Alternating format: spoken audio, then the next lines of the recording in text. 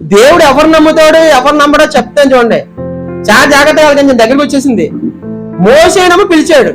మోసే మాట చెప్పండి, నేను నోటు మాన్యంగా నడితో నేను సరిగ్గా మాట్లాడు. ఆయన ఏం చెప్పాడంటే, దేవుడని యెహోవా నీ అన్న ఉన్నాడు కదా, మంచి మాటకారి, బాగా మాట్లాడుతాడు, నీ అన్నతో తెలిసి మాట్లాడించి అన్నాడు.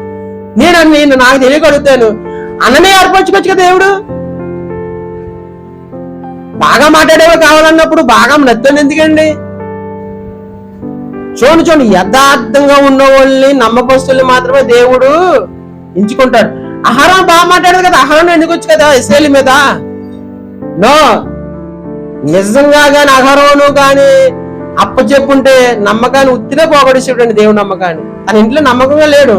మోసే 40 సంవత్సరాలు ఇశ్రాయేలు ప్రజలు నానా తిప్పలు పడి పెంచి పోషించాడు. చాలా మట్టికి బాధపడ్డాడు, హింసించేశారు. చచ్చిపోదాం అనుకున్న అంత హింస వచ్చేసింది. ఇక్కడ 60 మందితో ఎలా వెళ్ళకపోతున్నామో ఆ 4 లక్షల బలంతో అలా అయినా చాలా ఇసుకు వచ్చేసింది. ఇక్కడ తొందరగా రమ్మంటే ఒక ఆయన కోపం, లేట్ అయితే ఇంకో ఆయన కోపం.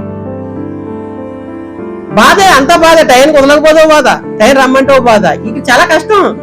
ఇలాగ 60 సంవత్సరాలు 40 సంవత్సరాలు ఎలా వేయలేవు బాబు మోసే గారు అంటే చచ్చిపోతే అడుగుతాను. వెళ్ళిన తర్వాత మోసే గారు మీరు ఎలా బ్రతికారండి బాబు, ఏంటండి బాబు ఇక్కడ 60 మందితో క్రీస్తు సంఘం అనేపాట్లు చచ్చిపోతున్నాను నేను, అక్కడ 6 లక్షల కాలబాలని ఎలా బ్రతికే బాబు అని అడిగితే చెప్తాడు, ఏం చేయ నేను నా దేవుడు సాత్వికుడు, నేను కూడా సాత్వికుడు, అంత తరచా అయిపోయింది బాబు, ఏం లేదు అంటాడు.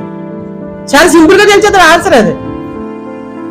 నిజంగా మోసే కూడా దేవుడికి సలహా ఇచ్చాడు అంతటా వాడయ్యాడండి. మనం కూడా అలా ఉండాలి.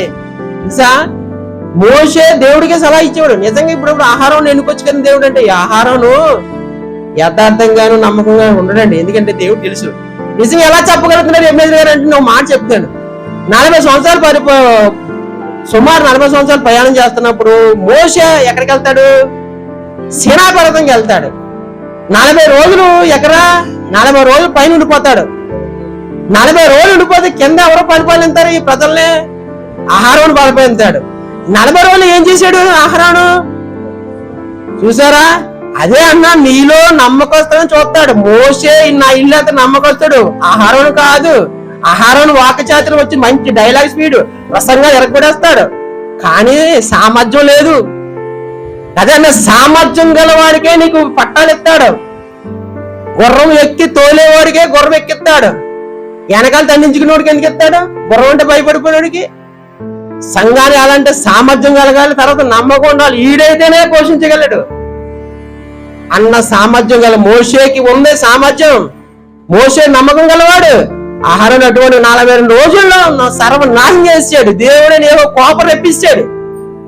అందరు చెవులి ముక్కులి తండ్రి తీసుకొచ్చి దూరం చేసి ఇదే మనల్ని నడిపించిందని చెప్పేసి విగ్రహాన్ని అయితే తిప్పేశాడు. ఎంత పాపం అని చేసి తెలుసండి. అదే అన్నాను, దేవుడని యెహోవా ఎవరిని చూస్తాడంటే నమ్మకస్తుడు. దేవుడని యెహోవా నా ఇల్లు అంతట్లో నమ్మకం ఆయన చెప్తున్నాడు. ఇందాక చెప్పేది ఏంటంటే, నువ్వు సాక్ష్యం చెప్పడం కాదు, నీ గురించి సాక్ష్యం చెప్పేలా నువ్వు సాక్షిగా బ్రతకాలి. నువ్వు చేసే సత్క్రియలనే పనులు బట్టి నిన్ను ఆటోమేటిక్ గా నువ్వు దేవుడు దేవతలు అయిపోతావు, దేవుడు కుమార్తె అయిపోతావు, దేవుడు కుమారుడు అయిపోతావు. అలా బ్రతకండి. భక్తులు ఎన్నిసార్లు చిన్నప్పటి నుంచి అంటున్నాం వీళ్ళ గురించి, కానీ వీళ్ళకలా బ్రతకలేకపోతున్నాం. వీళ్ళు చూసి కాపీ కొడుతున్నాం. ఎవడన్నా మన వచ్చాడు ఇలా తగ్గేదే లేదన్నది వెంటనే ఎంతమందికి అంటుపోయింది. చిన్న పిల్ల కానించి ముసలు కానించి రాజకీయంలో కూడా వెళ్ళిపోయింది. రప్ప రప్ప అంటుందట. ఇలా వచ్చి ఇది కాపీ అయిపోయింది. కానీ దేవుడని యెహోవా చెప్పిన ఏ సత్క్రియలను ఎవడన్నా కాపీ కొట్టాడండి? ఎవడన్నా పాలేస్తున్నారండి? చూసారు, అదే అంటున్నా నేను, ఏది ఫాలో అవ్వాలో అది ఫాలో అవ్వండి. పనికి మళ్ళీ చెత్త కాదు. ఇది దేవుళ్ళో ఉన్న నమ్మకం దేవుడి దగ్గర ఉన్న భక్తులకు వచ్చింది. రాణిపాడ క్రీస్తు సంఘంలో కూడా రావాలి.